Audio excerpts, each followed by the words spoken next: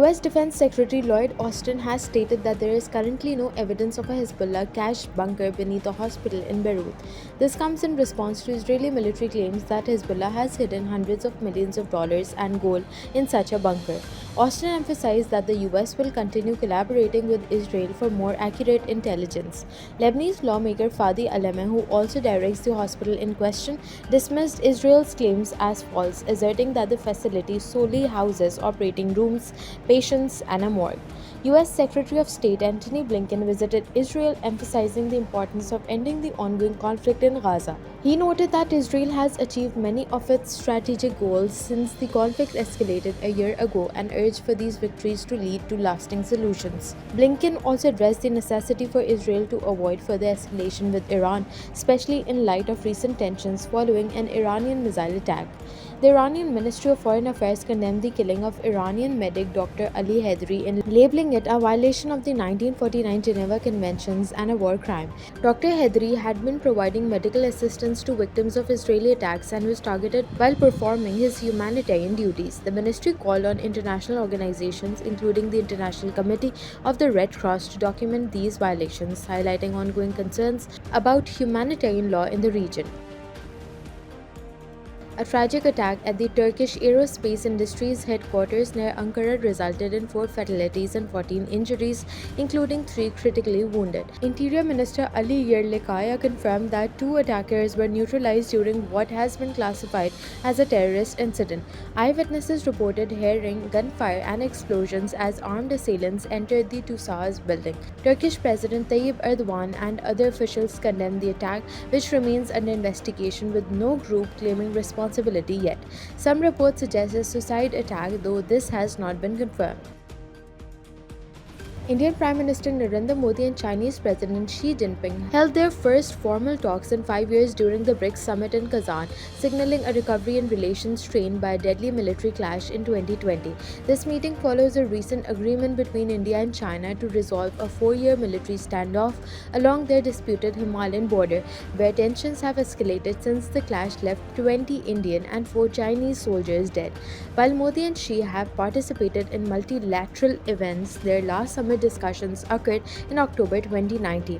Recent diplomatic efforts have focused on easing border tensions, paving the way for improved political and business ties. Both leaders are expected to discuss potential increases in Chinese investment in India, despite New Delhi's heightened scrutiny of Chinese investments since the Ladakh clashes.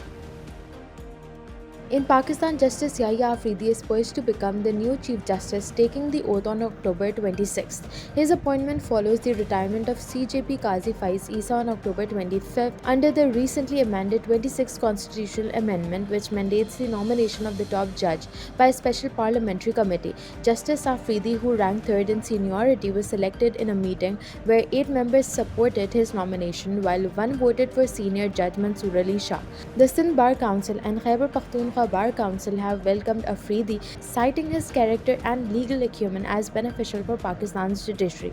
Meanwhile, Prime Minister Shehbaz Sharif warmly welcomed Palestinian medical students in Islamabad, emphasizing Pakistan's solidarity with Palestine. In his address, he compared the ongoing humanitarian crisis in Gaza to historical atrocities, urging the international community to intervene and end the violence. Whether these are Security Council resolutions or other international forums, including ICJ at Hague, nothing has helped in bringing ceasefire in Gaza, and the world has not seen this kind of carnage in contemporary history.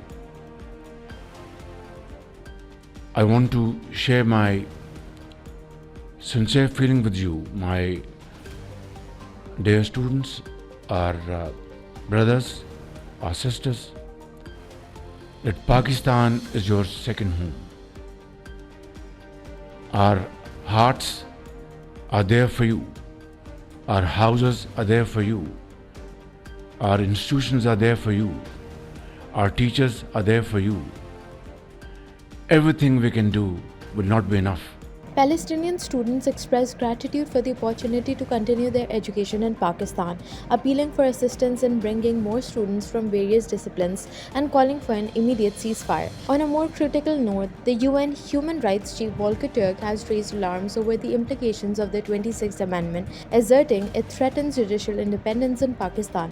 The amendment removes the Supreme Court's suo motu powers and allows parliamentarians to nominate the Chief Justice, sparking concerns over increased governmental control over the judiciary.